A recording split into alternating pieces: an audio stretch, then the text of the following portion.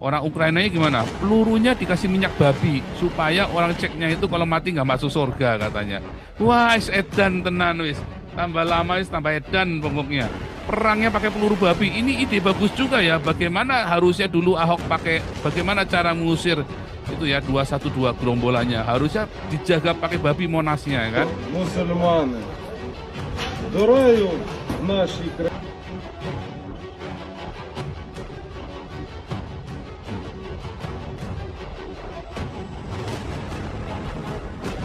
Kalau Anda melihat, menarik sekali ya, ada isu-isu yang dibangun oleh media Indonesia, seakan-akan itu menjadi perang antara Islam dengan komunis.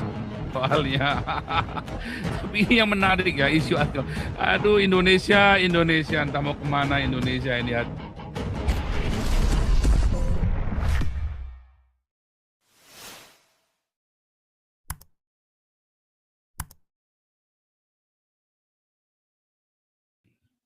Eh, Malam ini tema kita adalah mengapa harus perang Rusia dan Ukraina. Ya, materi akan disampaikan oleh dosen kita, ya, negarawan 62, bukan 26 ya. N62 oleh N62 Brigjen Junias Lumban Tobing, negarawan dan juga guru Pancasila, ya, guru bangsa kita.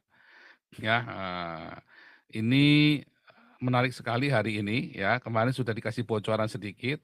Ya, enggak janjian ya, Pak Ponto, Pak Tobing, Ibu Koni. Kita enggak janjian dan saya kemarin kan pertama saya kan kasih lontaran juga tentang penanda zaman ya. Bahwa kita sepakat ya terjadinya perang mengapa bisa terjadi perang ini dan bagaimana kita menghadapinya. Dan bagaimana respon Indonesia terhadapnya. Sebab kalau Anda melihat, menarik sekali ya, ada isu-isu yang dibangun oleh media Indonesia, seakan-akan itu menjadi perang antara Islam dengan komunis. Ya, terus besok kita akan cerita itu ya dengan Ibu Koni. Ibu Koni besok datang lagi ya. Ibu Koni masih penasaran tuh kemarin karena cuma 1 jam saja kan. Ibu Koni besok akan hadir lagi bersama dengan kita ya untuk membahas ya isu Islam versus komunis. Dan hari ini saya dengar berita lagi kalau orang-orang Ukraina itu bagaimana cara orang Ukraina ngelawan Ceknya. Karena Ceknya ini kan takbir, Allah Akbar, ganyang Ukraina, begitu kan, bingung kan. Nah, Indonesia ada di mana nih? Ini mesti tanya Pak Jenderal nih, karena orang Ceknya udah takbir terus begitu, ya kan. Terus eh, orang Ukrainanya gimana? Pelurunya dikasih minyak babi supaya orang Ceknya itu kalau mati nggak masuk surga katanya. Wah, edan tenan wis. Tambah lama wis tambah edan pokoknya. Perangnya pakai peluru babi. Ini ide bagus juga ya. Bagaimana harusnya dulu Ahok pakai bagaimana cara mengusir itu ya 212 gerombolannya. Harusnya dijaga pakai babi Monasnya. Seharusnya gitu. Ahok orang pintar. Coba kalau saya tak kasih ternak babi di pinggiran Monas coba. Kalau perlu babi-babi suruh kencing semuanya kan. Ngeri-ngeri dah pokoknya. Nah, sekarang bagaimana cara untuk bisa itu makanya IDF itu pasukannya sekarang banyak yang perempuan ya. Karena pasukan jihad ini kalau ditembak sama perempuan nggak masuk nggak disambut sama bidadari. Makanya IDF itu banyak perempuan, pasukan tempurnya kan, pasukan garis depannya kan. Ya, kalau ditembak sama perempuan ini ya nggak masuk surga, nggak ketemu bidadari. Masuk surga apa enggak saya nggak tahu. Pokoknya nggak ketemu bidadari. Malu kan ditembak sama perempuan kan. Nah, ya kalau zaman sekarang kalau di Indonesia ditembak perempuan malah seneng ya kan. Beda nembaknya nembak beda soalnya. Tapi yang menarik ya isu agama. Aduh Indonesia, Indonesia entah mau kemana Indonesia ini hari gini masih ributnya minyak babi. Tapi itu sama ya Ukraina juga edan. Tapi ada satu hal yang menarik lagi dari Ukraina. Mengapa Putin diam aja dia ya?